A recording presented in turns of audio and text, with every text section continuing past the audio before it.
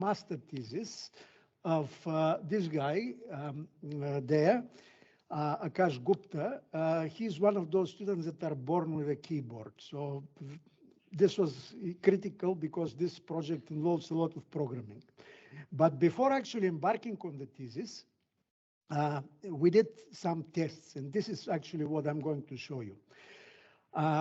Already Maren said that there are multiple searches of clusters, globulars, open, whatever, in the Milky Way. And I'm guilty of this myself, as you can see here, from this long list of references there. And this is all excellent. It's wonderful to find new clusters and say, okay, here's a catalog, 400 new ones, the 3 globular clusters, 10 furthermore, young clusters, obscure, deep, etc., etc. But the question that we have always been, and it's not only the authors of these papers, but the community, the cluster searching community as a whole, the question that we have been avoiding is actually, what does this mean? Okay, we have this catalog of 1,000 new clusters. This is 5% of the entire cluster population, 10%, 190, 99, 100%. This is not an easy question to answer. You really have to do a comprehensive simulation. And so we embarked on this kind of study. We're not the first ones. There is one precedent, and this is this paper by Emily Mercer, when they reported a list of close to 100 clusters from the Glimpse survey. They had one simulation, and they literally have one paragraph in the entire paper where they say, okay, we introduced artificial clusters and we recovered them. There are no real numbers, it's not quantified. And so the essence of our project is to try to deliver a more quantitative answer to this question, how complete our catalogs are. Despite the expectations, we actually did not use VIRCAM, okay? Because, and there are reasons for that. One reason is that we wanted to do this for extremely highly extinct clusters that are subject of extremely high extinction, more than 20 magnitudes in the optical. And then we went to Glimpse following the Mercer's work. And the second thing that I need to explain is that we actually, instead of trying to do everything for every type, every mass, the entire mass range, the entire age range, for the beginning, we tried to answer a question about one particular type of clusters. It is supermassive, young, relatively young clusters that are, in fact, in our galaxy, we know essentially as many as the fingers of our hand. The Arches, Westerlund, 1, 2, and a few others, quintuplet, the galactic center. So how did we approach this? So instead, the typical reaction is we go to a model and then we take a cluster, we create clusters, and then we inject them in the catalogs, and then we try to recover them. And this is more or less what we did, except instead of going to a model that and then getting into all the complications about which models are the best and which are more realistic and which are not, we actually took an existing cluster. And simple, we moved it further out and we subjected it to additional extinction. This is our prototype cluster. In fact, I had it on the very first slide. That's the reason I had these physical parameters, which come from a couple of recent papers. So, of course, this approach has its disadvantages. Okay, the advantage is obvious because it's an empirical approach, right? So it must be true, the color magnitude diagram.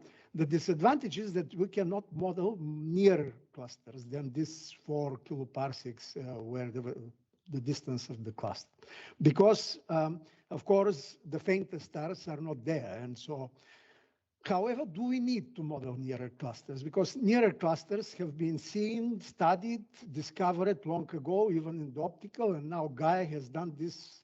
We cannot compete with that, but we also don't want to compete with that. We are looking for obscure clusters. They will be further away, they will be hidden by more extinction. So in fact, we actually have to trim the luminosity function as we move the clusters further to account for the loss of stars that fall behind the sensitivity limit of the survey. And indeed, so the first step before going into this part, however, is to clean the color magnitude diagram, and this is a statistical cleaning. On the left, you have the cluster. On the right, just a empty field nearby. And you can see that the statistical cleaning is not perfect, right? In the empty field, there are still 14 cluster members, right? So statistical, and this is one of the lessons that are obvious from this work so far, is that this one better do this with radial velocities and better do this with spectroscopy. But for the purpose of this study, we'll just stick to this stuff. With the clear understanding that it's not the answer is not perfect. The other thing is that as the cluster moves further out, the stars, the projected separation of the stars gets smaller, and some stars that would have nearby stars that would have been resolved at 4 kiloparsecs will not be resolved anymore. And so this game, it looks like Star Wars, doesn't it? On the left side, I have also the green is the observed diagram. Then if you move it to zero extinction, it becomes the blue. And then if you move it to 20 magnitudes extinction, it becomes the red. And it's obvious that some part of the luminosity function, this part has to be cut off. What's happening? Yeah. Okay, I thought that somebody disagrees. Okay, so now we got to the point of what is happening with the color magnitude, with the cleaned diagram as we move the stars further. They get closer, and if we look at what are the closest separations as function of the, I say primary here, the primary star, just meaning the brighter of the two stars. They're not physical binaries. They're members presumably of the same cluster, but doesn't mean that it's a binary. That's especially for Henri, so don't get confused about binarity, okay? And then we looked at where are the closest stars, how far are the closest stars as function of magnitude of the primary, and then we kind of parameterize this. And so if stars, we parameterize it with a linear fit. And if the stars are closer than this limit, we just add the fluxes together and treat this as a single star in our simulated cluster. So here somewhere, no. Oh gosh. Yeah. Okay, so here we are actually, this is the version of the previous diagram that actually marks the stars that are merged, like these ones are merged. It doesn't happen to me. And I think here we had also stars that are merged. And so with this exercise and with applying a cut for the faint end of the luminosity function, we introduce some clusters. And this is the first exercise that I did, just 20 clusters, so at 284 degrees galactic latitude. This one, I think, is this one, okay? And then we look at whether this is discovered. So as for the purpose of the preliminary study, we just did a very simple surface density count. If the stars that still remain in the artificial cluster after all these trims and merges are still above the background. And you see, and this plot actually makes one other important point. We actually treat separately different color bins. We separate the stars in color bins.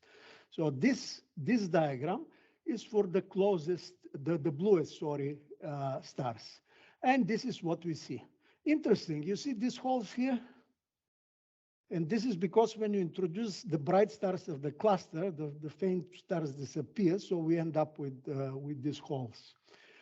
And then we move further, and starts to be interesting. And then we move to the even redder stars, and boom, what's happening here, all the foreground is gone. All the stars that are nearer to us and suffer less extinction are gone. And then you see all 20 clusters are found. Yeah?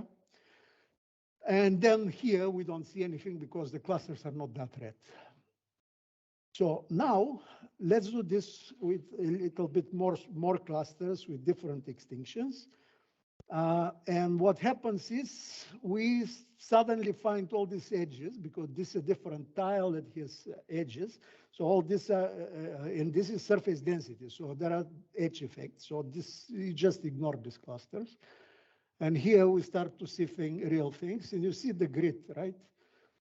And when we do the statistics on this grid, it comes to about 80–90% recovery rate for clusters identical to Westerlund 2, moved at the galactic center distance and hidden behind 20 magnitudes of optical V-band extinction. Okay?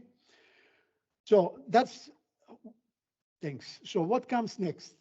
So Akash actually did implement more sophisticated search algorithms. DBScan, I'm sure you have all heard about. Optics is an algorithm that allows hierarchical clustering. So you can have a huge association with few cores, et cetera, and this would recognize it. The main issue is that the number of candidates is enormous. And one really has to look at them, and not just at them, but look also at the color magnitude and color diagrams, et cetera. So this is still we're still writing. So thousands of clusters. I mean, it's enormous amount, and I don't know yet. Probably the majority of them are really spurious, because typically what happens is you have a dark cloud and a circle of cluster candidates around it, and it's not real. This is the number of 194 is the number of best cluster candidates. And this is one of the cases of this shows what the inspection is. This is for a real cluster. So essentially, you have to look at the color magnitude diagram, location. This is colored by the color, the points, and look at the images, and then, okay, maybe this is a cluster, maybe it's not. This is the subjective part of the study. So to summarize, with very high probability, our half of the galaxy may have one ± one Westerlund 2 more hiding somewhere. Second, extinction is our friend, okay? Because it helps us to remove all the foreground that is not reddened.